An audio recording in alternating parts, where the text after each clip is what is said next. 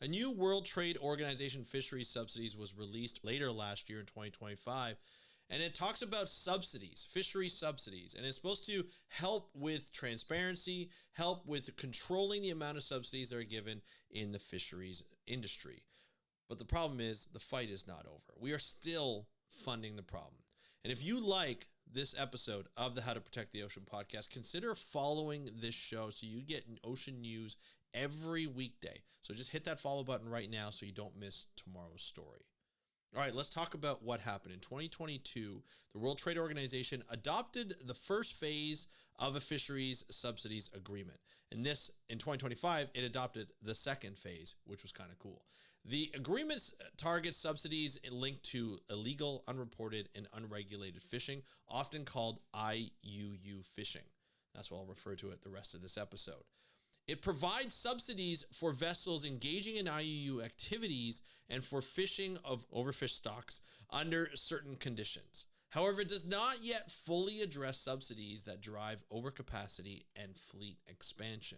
So there's still some problems with this fisheries. It's a great start, don't get me wrong. It is a fantastic start, but we still have problems with this type of subsidy. We can still poke holes in it, let's just say. Now, what the data shows, and the Pew Charitable Trust shows that the agreement is historic but incomplete. Most major subsidy categories that encourage overfishing remain largely untouched. So further negotiation of these phases are required to close all these different types of loopholes.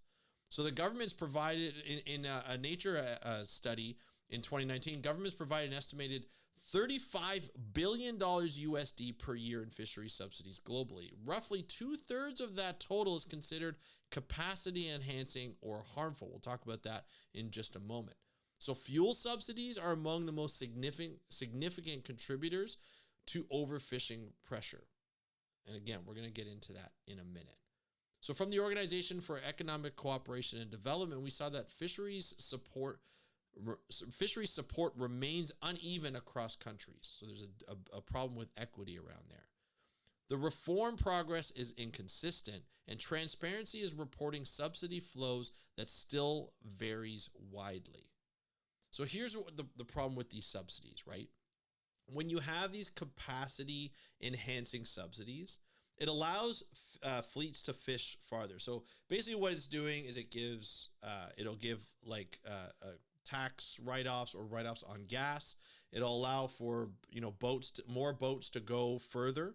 And so when you go further, you start going into different regions. You start going further away and you start fishing further away. So there may not be a lot of fish along your coastline, right? Or anywhere within your nation's exclusive economic zone. But then all of a sudden you can go out those boundaries. You can go to the high seas, right? If your boat is big enough and it's safe to go and you have enough fuel to go, you'll go there. You might go to a different country and fish their stocks. Whether you're allowed or not, that's another case. But in these regions, sometimes the borders overlap. And so you can go into a different country that may not have the right expansion. As I said, the equity is not equal. It's not there. So some countries that can't afford to pay their fishers to go further or to be able to fish even within their own boundaries, they lose out because others are coming over because those countries have more money and the subsidy equity is just not there. So industrial fleets can even outcompete, small scale fishers like artisanal fishers, which also increases inequity. So you have all these major industrial fleets that go around, these large trawlers, and they even have processing plants on the trawlers, and they can go around and they can fish as many as they want because they have more fuel, they have bigger ships, they can travel longer, and they can actually process right on the boat. They can even store all the processed fish right on the boat. So these subsidies allow for these industrial fishers to just profit over these artisanal fishers, over these small scale fisheries. And subsidies distort the market signals, so masking the true ecological cost of fishing.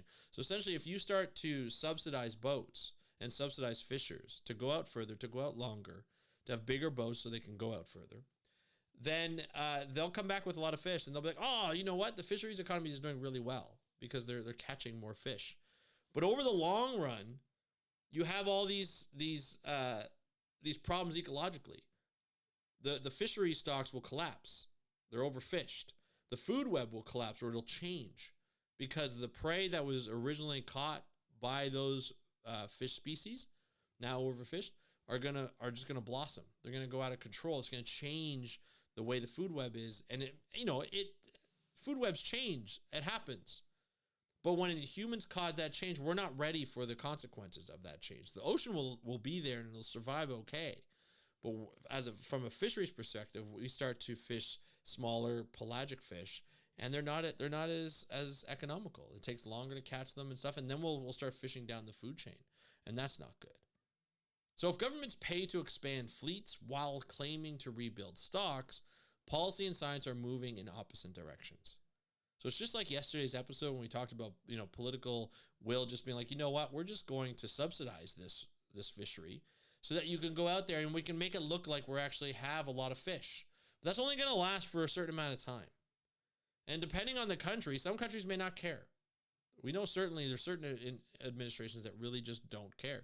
Even in Canada here, where we talk about fisheries, and fisheries is a big part. We have the longest coastline in the world. A lot of the times we leave our fishing communities out to dry when it comes to managing fisheries, because we allow previously overfished species to continue to be fished. We bow to the political will of the stakeholders, even though we're not looking out for the small fishing communities. So this is the kind of breakdown you enjoy to hear. Obviously, it's not good news, but you enjoy hearing because it's stuff that you don't hear each and every day. I just want you to follow the show. Click that follow button to make sure that you don't miss any episode every weekday morning that we put it out at 5 a.m. Eastern. Fridays is an interview episode, but all these during the week, like Monday to Thursday, is all solo ocean news episodes, trying to keep you up to date on what's happening around the ocean.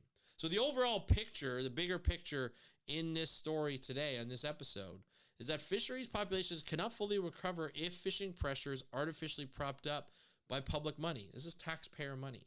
This is the government providing this money. It has to come from somewhere, comes from the people. And of course, climate change is already reducing ocean productivity in many of these regions, which exacerbates the problem. You start to increase fishing pressure, that fisheries goes down, it has a tough time to recover because of climate change, and it just continues to go down and down, or it just never reaches the levels that it once was. Continuing to finance overcapacity increases risk of the stock collapse. We saw this over and over again in the 70s, 80s, and early 90s when the cod fishery collapsed. Scientists saw the trends. They would tell the minister in Canada. The minister ignored it because the stakeholders still want to fish. They would subsidize the fishing fleet to make sure that they can go out and to continue to fish. Cod, halibut, haddock basically collapsed. And it hasn't really fully recovered. It still hasn't. 30 years later, it still hasn't fully recovered. Yet, it's starting to recover, but we haven't seen full recovery, and we continue to bow to stakeholders to say, you know what? Yeah, if you want to fish further offshore, you can do it. Every country does it. Every country. Now, the next negotiation phase of the World Trade Organization will determine whether real reform happens or whether harmful subsidies remain protected. And look, we have seen how these large negotiation meetings happen, like how they work. We've seen it in the plastic treaty. We've seen it in the climate treaty. Oil and gas and fisheries lobbyists will be sent out to really start to mold the future to their will, so they can continue to pollute with CO2 and harmful greenhouse gases. They can continue to make money hand over fist without worrying about local communities, without worrying about the environment. And so, fossil fuel companies, fishing companies, large industrial fishing companies, all they care about is profit. That's all they care about. They don't care about you. They don't care about the people. All they care about is profit. And when you have a situation where you have these meetings, it is important that nonprofit organizations send all their people. It is important that we send all our support so that we want better managed oceans and less subsidies, so we can get a fair World Trade Organization fisheries subsidies document and policy, so that we can reduce IUU fishing and eventually eliminate IUU fishing, which comes out with a lot of other things that come with that, not only in the environment, but human rights. And we reduce and eliminate fishery slaves. So the big question here is, can we rebuild fish populations while continuing to subsidize fleet expansion? And I think you can, but you have to do it very carefully. I'm not an economist, so I don't know exactly how, but I feel like there's a middle ground here where you're not trying to increase the fishing pressure. And I think the problem is you have to follow the science. The subsidies should match what the science says. If the quota has to go down, the subsidies shouldn't go out. If the quota can come up, maybe the subsidies go out. But it has to be fully managed and monitored. Until harmful subsidies are fully removed, we are still paying to deplete the ocean. That's really what it comes down to. I'd love to hear your thoughts. Go to speakupforblue.com/feedback. You can either voice your thoughts by leaving a voicemail or write it out, text it out. Love to hear what you have to say. And of course, follow this podcast if you want to hear the latest and greatest of ocean news each and every weekday. And thank you for joining me on today's episode of How to Protect the Ocean podcast. I am your host, Andrew Lewin. Have a great day. We'll talk to you next time, and happy conservation.